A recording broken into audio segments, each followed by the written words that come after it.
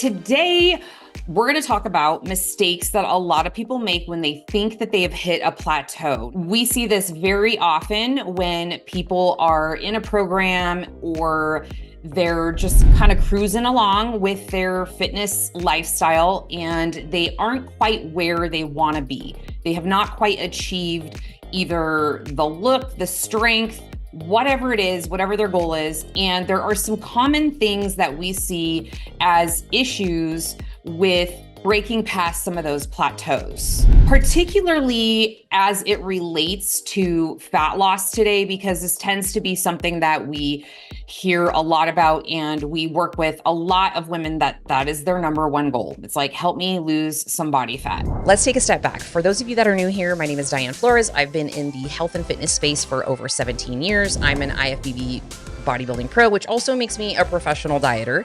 And I'm a personal trainer, I'm a health coach, and I have been tracking macros and calories for a very long time. I've been 200 pounds. I have professionally dieted my whole professional bodybuilding life. I've gained weight, I've lost weight, I've been shredded, I have been obsessive, I've hated my body, I now love my body. I've had unhealthy eating behaviors and everything in between. The first mistake is that a lot of people will say, I've hit a plateau, I'm, weighing myself, nothing's changing. However, when we start probing them, not like probing them, but like asking questions, right? Because as coaches, we have to get very curious and ask all of the baseline questions to make sure that you are indeed doing all the things that you need to do in order to really decide whether or not you're in a plateau, okay? The first thing we're going to ask you is, are you tracking your food? I had somebody reach out to me in the group last week, and actually I've had 2 or 3 in the last couple of weeks, freaking out, the whole thing. I'm used to it. I already know it's coming. I prepare myself every time we do a session because it's inevitable. You don't enroll 60 women into a fat loss program and everybody's just going to be smooth sailing, right? It is all over the place. So we always anticipate we're going to get some of that. The first question I'm going to ask you is, are you tracking your food? Are you tracking every single solitary morsel that is going in your pie hole? Like sauces, anything that you're drinking, anything you're adding to your foods that could be adding calories anywhere. Are you biting the crust off of your kids' sandwiches? Are you grabbing a handful of M&Ms every time you go by your boss's office, right? All of these things are general habits that we have a really hard time breaking because they're automatic, right? It's just like anything. It's just like when you get up and you put your pants on and you put your shoes on, you know how to do it. It's just automatic. It becomes automatic, stupid little habits that we have that have accumulated over the years, and usually it's a collective of them. And I urge you, if you are throwing your hands up in the air and waving them around like you just don't care about feeling like you're stuck or you hit a plateau, you need to track everything, and I want you to do it for 4 weeks. I want you to treat your body like it's a science experiment, and you have to collect data in order to give that information to your professor, I don't know. And I'm the professor, right? Or your coach is the professor. We need data. We can't have this, I'm eating pretty good, I'm doing really, really good, and then I'm just kind of like a little looser on the weekends, and I don't know why things aren't, that's the problem. It's because the weekend comes and you clock out of logic and you go into, well, I'm just going to kind of like fly by the seat of my pants, and I'm going to eat this and I'm going to eat that, right? You know how I know that? Because I do that. All right. So if I do it and I'm a pro bodybuilder, of course, people who are just normal, that are just trying to get their diet on track, are going to do it too. So that's the first thing. And I'm spending a lot of time on this first point because I could honestly not tell you all the other points. And if this point isn't the first thing that you're prioritizing, the other ones are like bonuses. Okay. But this is going to be your priority, is you have to track. It's going to be annoying. It's going to be a pain in the ass. And you can't just figure it out without having data. So you are going to need to use measuring cups and measuring spoons and possibly a food scale, right? Those types of things, if you want to get really serious about why the scale's not moving, you have to start there. First one, if you didn't already gather it, is you have to track your food. And if you're not tracking it, then I don't want to hear about your plateau. Because I'm working with a coach, right? I'm working with a coach for the competition, or not for the competition, but for the fashion show, right? I'm about 3 weeks in, and I am not boo-hooing to her about the fact that like the scale actually went up. I know why it went up because I am not tracking, and I know the things that I ate over the weekend. I know that I didn't have water, like all these things. So I'm not going to go to her and check in. I'm still checking in. I checked in today, but I'm not going to go in and be like, Nikki, I don't know what's not working. I'm not losing any weight. Bitch, I know why I'm not losing weight. I had a crumble cookie this weekend. I had an alcoholic beverage. I got a little too handsy in the chip basket, right? So those things count. They all count. All right. Number 2, you aren't getting enough other data, right? So if you are complaining about plateau or feel like you hit a plateau and you aren't collecting the data you need to see if that is indeed correct, you need to do that. The first thing is your measurements. Are you tracking your measurements? Are you taking them? Are you taking them at the same time of day? Are you taking them, the same day of the week? Like things like that. You got to build that consistency in so that the measurables are very even keeled. And then we have the scale, which is usually what everybody decides to pay attention to as their number one gauge as to whether or not they're making progress. And while I think in some demographics and some populations, that's important, if you're clinically obese, if your health is at risk and things like that, sure, absolutely. I think that that's important. However, if you are, 10, 15, 20 pounds to lose, we have to look at some other things. We have to look at your measurements, and you also need to look at the things that have improved your quality of life and that you can do now. Okay. So climb the stairs, not be winded. You're doing other things that add to your life and will extend your lifespan, right? You're stronger. You're able to lift your luggage overhead in an airplane. You're able to carry all the groceries in from the house at once, right? These are the things we take for granted as our bodies become more efficient because we kind of forget like, oh, I used to get winded when I went up the stairs. So if you are in a program or you're doing something and you're noticing some things are changing, but the scale is not cooperating in the manner that you want it to, what if the scale didn't exist? What if it didn't exist and you just kept doing the thing that is going to work, right? It's common sense. It's common sense. I don't know if you guys saw, I did a reel. I posted it on TikTok a few months ago, but I posted it on Instagram yesterday. And it's basically like, you can Google everything, right? So when it comes to not being sure if you're doing the right thing, or I don't know, I'm doing this thing, Google, what would healthy people be eating right now? What do people who are fit, what do they eat? What you're going to see probably the same things that you're already doing. It's just that you need to deploy patience and also understand that the scale is just going to be one way to track some data. However, if this plateau is really something that's weighing on you, if you're struggling with it and you're only weighing once a week, maybe twice a week, weigh every day for 4 weeks. Not my favorite thing, especially because I don't like to hinge completely on the scale for body transformation, especially for the kind that we do. We're not just throwing like white fish at you and some asparagus and telling you to do like 6 days of cardio for an hour and telling you to do all these like high intensity things, right? And just drill your hormones into the ground. We're not doing that. We're telling you to get under some weight. We're telling you to lift some weight, do some resistance training. It's going to build muscle. That's going to improve your metabolism. That's going to keep you leaner going into your 50s, 60s, 70s, and 80s, right? Being able to get up off the couch and do that kind of shit that you see your grandparents, you're like, grandpa can barely get off the couch. Well, bitch, you're going to be grandpa one day. Well, actually, you'll be grandma if you're here, but you know what I mean? The only way to prevent grandma ass is to resistance train and do the things in the gym that mimic those patterns with some weight to build the strength in your muscles and your bones, right? Like squatting and lunging and hinging and the stair mill, we put that in for a reason because anytime you want to climb stairs anywhere, you're going to smoke all your friends. I'm going to tell you that right now. If you're working on the stair mill for cardio, you're going to smoke your friends. I smoke my parents coming up the stairs, right? So these are like things that are going to transfer into your day-to-day life and improve your quality of life.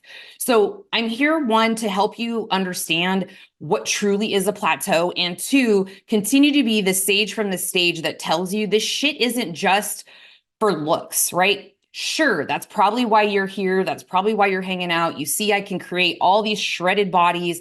I've had myself shredded before. At the end of the day, none of that effing matters, all right? It matters how you live your life, how you're able to move through your life, and the kind of activities that you want to enjoy and be able to do those forever until forever doesn't exist anymore for you. So if you didn't gather that, number two is you need to weigh yourself consistently along with your tracking, and for 4 weeks, weigh yourself every day. And then you want to look at the average over the course of the month, right? What does that look like? And as a bonus tip, you have to weigh at the same time of the day every single day. Best done first thing when you wake up, after you've peed, you've pooped, you have no clothes on, you're naked, and preferably you've had a solid night's rest before, because that will affect the scale, along with a million other things that we don't have time to list right now. But weigh yourself daily. Okay, the third thing is you're fucking dehydrated. You're not drinking enough water. You're drinking coffee all day. You're running through Starbucks. You're, in the break room refilling coffee or using the Nespresso or, whatever the Keurig. You're constantly drinking anything besides water. And it's important that you understand that your body, your muscles, all of the organs, most of us humans are made up of mainly water. Our muscles are made up of a lot of water. And if you're not hydrating properly, your body is a very, very, very, very smart machine, and you will retain water. And this will look like bloating. This will look like your rings are too tight. Your waist on your pants is digging into your stomach. Your socks are leaving dents in your legs, right? Those things aren't typically normal, right? You'll have a little bit of swelling throughout the day, especially if you live in a hotter climate. But for the most part, you should be maintaining a normal water balance. And so one basic rule of thumb that we give people when they're like, oh my gosh, how much water should I be drinking, right? I don't think everybody needs to drink a gallon. I just don't. If you're a competitor, yes, you likely need to drink probably a gallon and a half.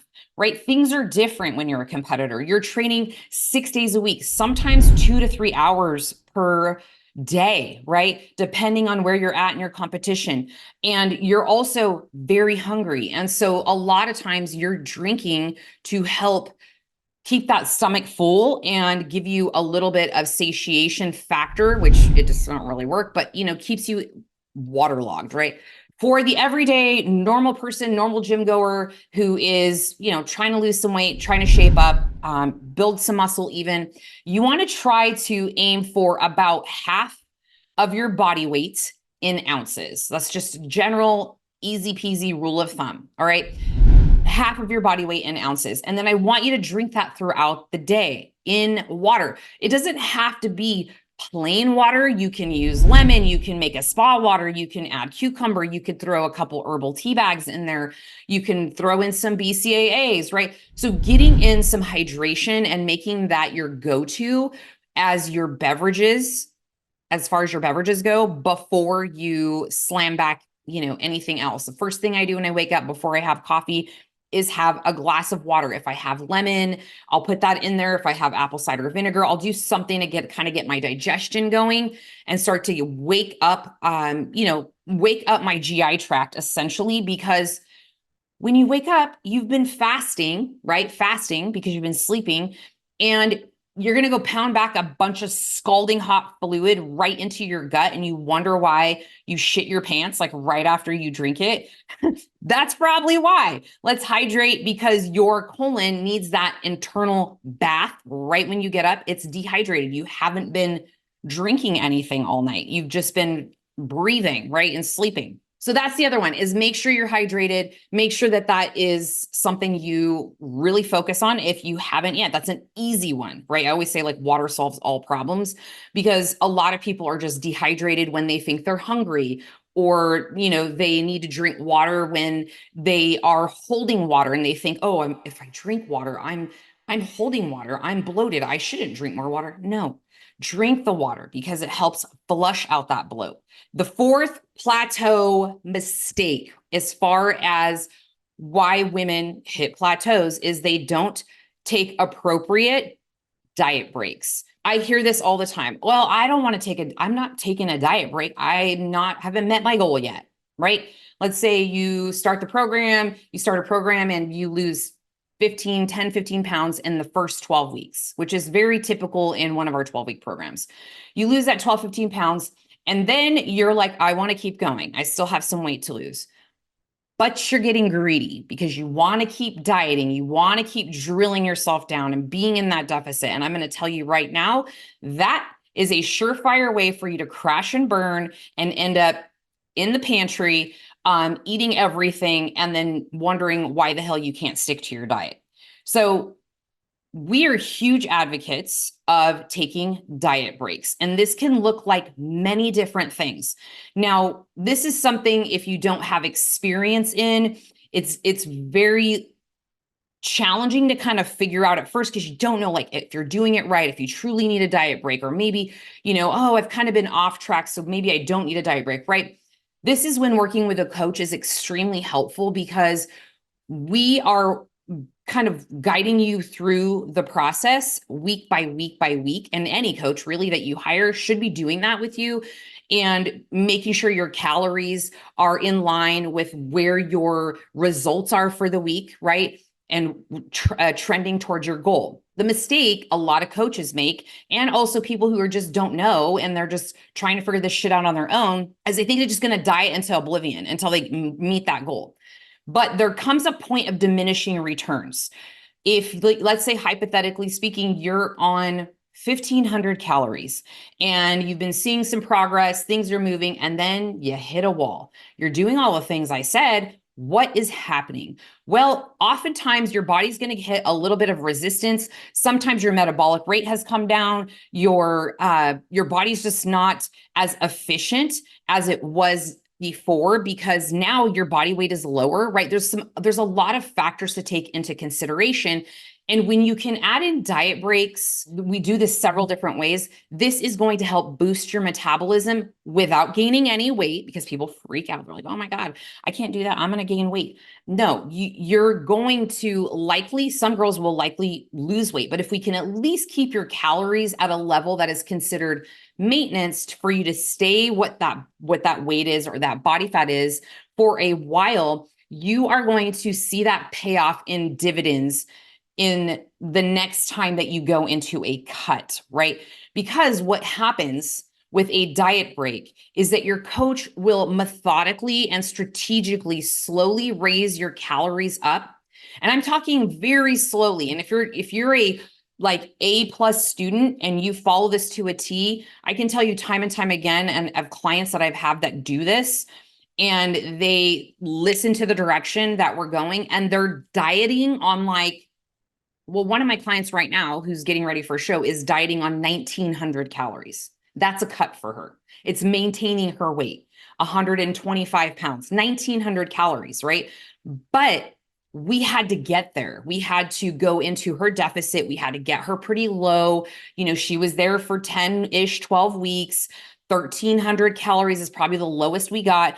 And then I worked her food up, and now she's doing no cardio. She's eating 1,900 calories, and she has maintained 125 pounds. But a lot of people throw in the towel because they don't have the patience and they think it's not going to work, or they don't trust the process. And that's why they keep jumping from program to program. The last thing I'm going to say about diet breaks is, when you take a diet break, it's not like you like clock out and you're like, peace, bitches, I'll be back in 12 weeks. I'm eating like an asshole till then. No. Okay. Diet break means we, again, methodically raise your calories. So you work yourself back up into a surplus or maintenance calories. There's other ways that we can do this as well. One of the ways that I like to do this with my lifestyle clients is I give them what's called weekend warrior macros. So we know that the weekends tend to be the struggle bus for most people. So what we will do is, depending on the person, some people, this does not work out well for their lifestyle and whatnot, but for a lot of people, what works well is Monday through Thursday, their week is pretty set, right? We're creatures of habit. You do the same kind of things. You go do the things, you go to work, you pick up kids, all that. Those days are predictable. The days that are not predictable, and that might not be Friday, Saturday, Sunday for you, but we're just going to speak generally. It generally is for our clientele. Monday through Thursday, you're going to follow lower calories. Okay. You're going to probably be a little bit lower. That's comfortable for you, but that is going to allow you to have more calories on Friday, Saturday, and Sunday, hence the weekend warrior label. And this essentially is a form of a diet break or calorie cycling, okay?